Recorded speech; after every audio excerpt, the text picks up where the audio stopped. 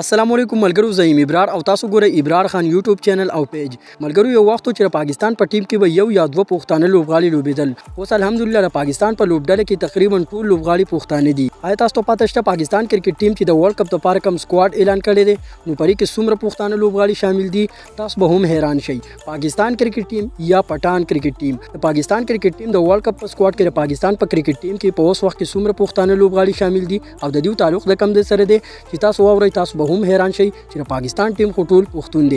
نو که تاسو هم د دې معلوماتو نه ځان خبرول غواړئ نو ویډیو راست تر اخره پورې وګورئ او د نورو کرکټ مینوالو سره هم شریک کړئ. نو دغه د پاکستان په لوبډله کې ډېر پښتانه لوبغاړي دي، ځنې په ټیسټ لوبډله کې شامل دي. اوس چې کوم د ځنې د ټیم نه بهر دي، لکه احسان الله چې کوم د زخمی د لوبډلې نه بهر دی. او په دې ویډیو کې خبره کوو پاکستان چې د ورلد کپ لپاره کوم سکواډ اعلان کړی دی، نو په دې سکواډ کې څومره پښتانه لوبغاړي دي. پاکستان کرکټ ټیم 13 کسیزه لوبډله د ورلد کپ لپاره اعلان کړی ده. نو راځئ ګورو چې په دې کې څومره پښتانه لوبغاړي دي او د دې تعلق د کوم ځای سره دی.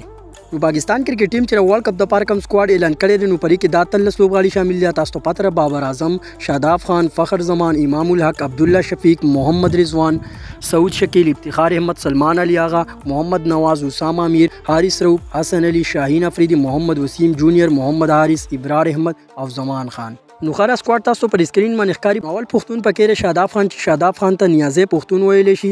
د نه علاوه پاکستان پر سکواډ کې بل پښتون لوبغاړي شامل دي، فخر زمان. څنګه تاسو پته چې فخر زمان تعلق د کاټلنګ مردان سره دی، د خیبر پښتونخوا کاټلنګ مردان سره، او د دنیا یو بهترین بیټسمن دی. محمد رضوان چې محمد رضوان تعلق پیښور سره دی، او تاسو ټول ته پته ده. د نه علاوه پر سکواډ کې تاسو ښکاري افتخار چاچا چې د افتخار چاچا تعلق هم د پیښور سره دی. سکواډ کې تاسو لیدلی شئ محمد نواز چې محمد نواز تعلق د نوخار سره دی چې په اوس وخت په اسلام آباد کې اوسېږي. سکواډ کې تاسو ته پاکستان فاست بولر حارث رؤوف ښکاري چې حارث رؤوف تعلق د خیبر پښتونخوا مانسهرې سره دی، چې حارث رؤوف تلي خاندان چې کوم دی په اوس وخت په اسلام آباد کې اوسېږي. زیات مرګري وایي چې حارث رؤوف پښتون نه دی. نو تاسو کوم دی یوټیوب ته لاړ شئ، محمد کامی خان سره چې کوم دی حارث رؤوف انټرویو کړل، هغه کې حارث رؤوف خپل ویلي چې زمونږ چې کوم تعلق دی نو د مانسهرې سره دی او د سواتی قوم سره تعلق لرو.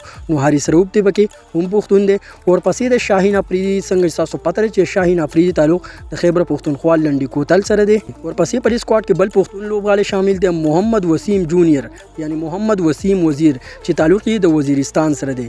بیا په دې ریزرو کې لالیانو کې تاسو ته ښکاري وکټ کیپر بیټسمن محمد حارث. نو دا هم تاسو ته پته ده چې وکټ کیپر بیټسمن محمد حارث تعلق د پیښور سره دی. د نه علاوه د ابرار احمد تعلق چې کوم دی هم د خیبر پښتونخوا سره دی، او خاندان یې په اوس وخت کې په کراچۍ کې اوسېږي. د نه علاوه په آخري نمبر باندې تاسو ته ښکاري په دې سکواډ کې زمان خان چې د زمان خان تعلق چې کوم دی د وزیرستان سره دی، او د زمان خان د خاندان چې کوم دی د ډیر وخت نه په آزاد کشمیر کې اوسېږي، په چک سواری میرپور کې. نو په اصل کې چې کوم دی تعلق د زمان خان د وزیرستان سره دی، نو زمان خان پکې هم پښتون دی. یو داسې وخت و چې پاکستان په لوبډله کې به صرف 2 یا 1 لوبغاړي پښتانه وو، نور به چې کوم دی ټول پنجابیانو یا سندیانو.